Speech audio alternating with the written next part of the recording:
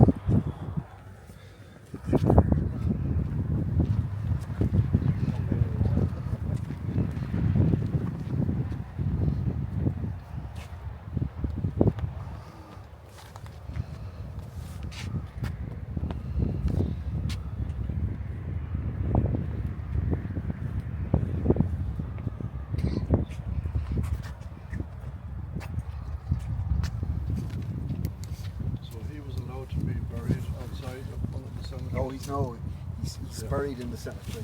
Ah, yeah. Okay. Yeah. It's just Can I bring my book with me? I probably didn't. I'll just go back and get it, guys. Sorry. okay. You take your pictures or whatever. Yeah? Yeah.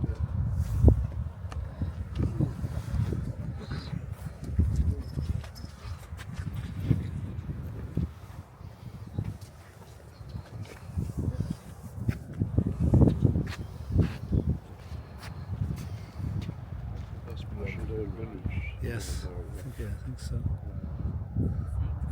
So they're preparing for another one now.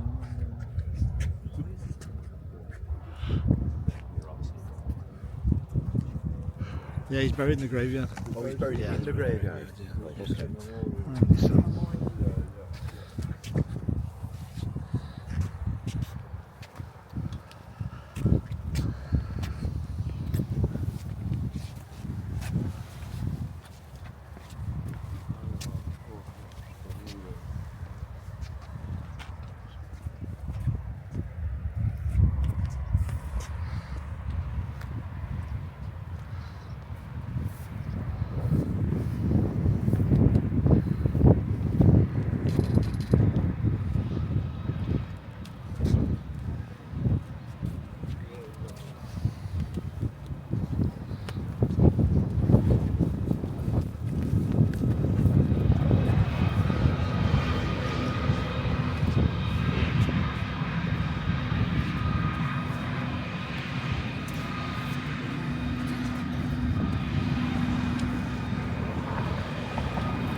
Right, as I said to you before, last but not least, on the final day, this is one of my favourite memorials, and I actually stumbled across it by accident driving around the Western Front till I saw the big tricolour, and I thought, what's going on here? And it's quite a remarkable memorial. It's one of three on the Western Front. One of them is to a guy called Francis Chavez, who won 2 Victoria Crosses. Another is to a composer whose name escapes me. But anyway, the third one is to Francis Ledwidge, who died on this spot on the 31st of July 1917, the first day of the Battle of Passchendaele. And Francis Ledwidge is the personification of all the different currents of loyalties and nationalism that was around in Ireland at the time. And he's also an example of how you can't see people's views in a silo. They weren't all just nationalists, they weren't all just loyalists to Britain. Some people had very contrasting views, very contrasting emotions about everything that was going on at that time, including, of course, Francis Ledwidge. And we talked about the first day, about the Easter, Monday, about the Easter Rising. You see this poem here: "You shall not hear the bittern cry in the wild sky where he's laid." That is Francis Ledwidge's lament for Thomas MacDonagh. He would have known Thomas MacDonagh and Patrick Pearse from the Dublin sort of literary circuit. Thomas MacDonagh was a lecturer in English in UCD at that time. And it's a poem that's really about the fact that Thomas MacDonagh died for Ireland, and the bittern in this case is a bird which dies of thirst. It used to be a bittern, and it's a sort of a symbol of Ireland. And I'm just going to read on if I have the rest of it.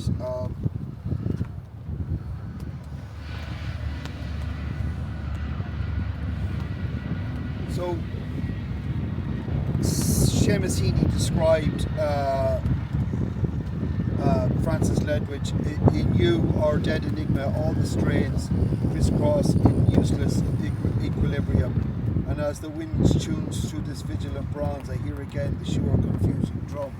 So what he means by the sure confusing drum is the fact that Ledwidge was an Irish nationalist to his bootstraps, yet he was a guy who signed up to fight for the British Army in the First World War and was killed as a British soldier fighting with the Royal English Guild Fusiliers.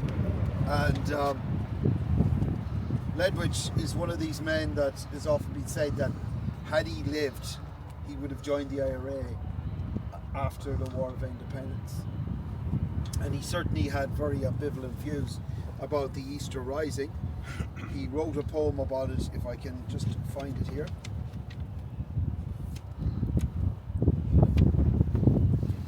So in his poem O'Connell Street about the Easter Rising, he writes, "A noble failure is not vain, but hath a victory of its own. A bright delicatesse from the slain is down the generations thrown. And more than beauty understands, has made her lovelier here it seems. I see white ships that crowd her strands, for mine are all the dead men's streams." Mine are all the dead men's streams. So he's referring here to the men who were executed as a result of the Easter Rising. And this is what makes him an incredibly interesting guy, and somebody who is rightly honoured by the Flemish government, who see in Francis Ledwidge something of their own internal conflicts between being Flemish and being Belgian and being part of a divided country. If you go to Slane, which is his beautiful hometown, there is a replica of this in the back garden of the cottage. The cottage was restored by local people, and it is well worth a visit if you're ever in Slane. And Slane has a very big photograph, or a very big mural of Francis Ledwidge, and they're proud to call him one of their own. And it's one of my favourite Irish characters from the First World War.